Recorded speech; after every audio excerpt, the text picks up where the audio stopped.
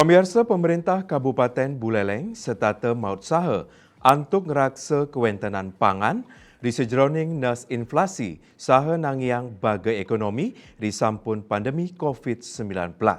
Dinas Ketahanan Pangan dan Perikanan DKPP Kabupaten Buleleng ngelaksanayang mekudang-kudang pangupaya untuk nyagayang pangan, cadangan pangan, nyelehin harga, distribusi stok pangan, saha nincapang produksi ring sektor perikanan.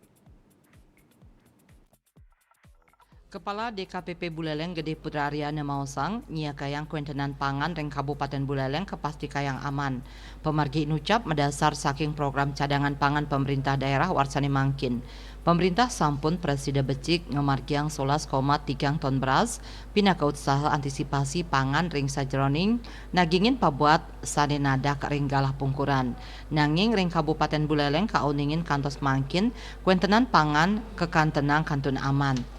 Asa punika taler usaha nincapang sistem ketahanan pangan kasokong sawetara program keswasembadaan pangan saking makudang-kudang kelompok binaan ngawit saking kelompok nelayan untuk program pemberian benih ikan miwah kelompok wanita tani indik pekarangan pangan lestari.